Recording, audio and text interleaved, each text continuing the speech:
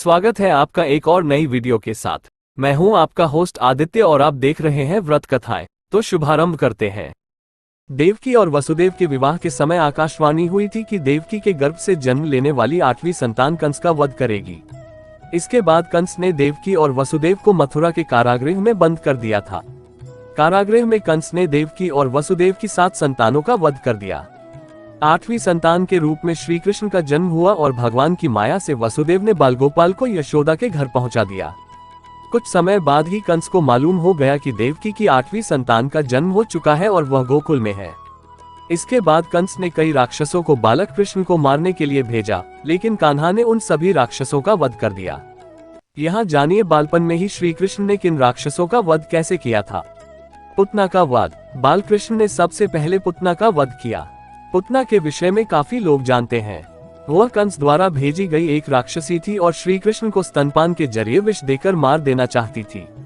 पुतना कृष्ण को विषपान कराने के लिए एक सुंदर स्त्री का रूप धारण कर वृंदावन में पहुंची थी।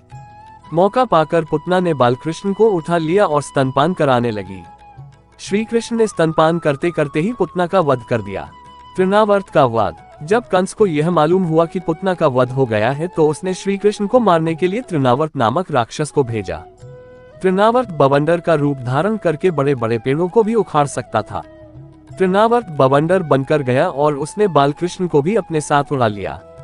इसके बाद श्री कृष्ण ने अपना भार बहुत बढ़ा लिया, जिसे तृणावर्त भी संभाल नहीं पाया। जब बवंडर शांत हुआ तो बालकृष्ण ने राक्षस का गला पकड़कर उसका वध कर दिया। वत्सासुर का वध। जब कंस को मालूम हुआ कि कृष्ण ने पुतना के बाद तृणावर्त का भी वध कर दिया है, तब उसने वत्सासुर को भेजा। वत्सासुर एक बछड़े का रूप धारण करके श्री कृष्ण की गायों के साथ मिल गया। कान्हा उस समय गायों का चरा रहे थे। बालकृष्ण ने उस बछड़े के रूप में दैत्य को पहचान लिया और उसकी पूंछ पकड़ घुमाया और एक वृक्ष पर पटक दिया। यही उस दैत्य का वध हो गया। बकासुर का वध। वत्सासुर के बाद कंस ने बकासुर को भेजा। बकासुर एक बगुले का रूप धारण करके श्री कृष्ण को मारने के लिए पहुंचा था। उस समय कान्हा और सभी बालक खेल रहे थे। तब बगुले ने कृष्ण को निगल लिया और कुछ ही देर बाद कान्हा ने उस बगुले को चीरकर उसका वध कर दिया। अघासुर का वध। बकासुर के वध के बाद कंस ने कान्हा को मारने के लिए अघासुर को भेजा। अघासुर पुतना और बकासुर का छोटा भाई था। अघासुर बहुत ही भयंकर राक्षस था। सभी देवता भी उससे डरते थे। अघासुर ने कृष्ण को मारने के लिए विशाल अजगर का रूप धारण किया। इसी रूप में अघासुर अपना मुंह खोलकर रास्ते में ऐसे बन गया जैसे कोई गुफा हो। उस समय श्री कृष्ण और सभी बालक वहां खेल रहे थे। एक बड़ी गुफा देखकर सभी बालकों ने उसमें प्रवेश करने का मन बनाया। सभी ग्वाले और कृष्ण आदि उस गुफा में घुस गए। मौका पाकर अघासुर ने अपना मुंह बंद कर लिया। जब सभी को अपने प्राणों पर संकट नजर आया तो श्री कृष्ण से सबको बचाने की प्रार्थना करने लगे। तभी कृष्ण ने अपना शरीर तेजी से बढ़ाना शुरू कर दिया।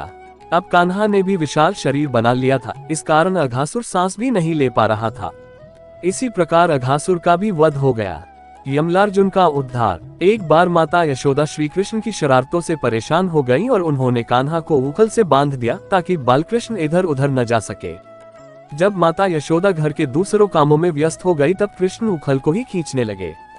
वहां आंगन में 2 बड़े बड़े वृक्ष भी लगे हुए थे। कृष्ण ने उन दोनों वृक्षों के बीच में उखल फंसा दिया और जोर लगाकर खींच दिया। ऐसा करते ही दोनों वृक्ष जड़ सहित उखड़ गए। वृक्षों के उखड़ते ही उनमें से 2 यक्ष प्रकट हुए, जिन्हें यमलार्जुन के नाम से जाना जाता था। ये दोनों यक्ष पूर्व जन्म कुबेर के पुत्र नलकूबर और मणिग्रीव थे। इन दोनों ने एक बार देवर्षि नारद का अपमान कर दिया था। इस कारण देवर्षि ने इन्हें वृक्ष बनने का शाप दे दिया था।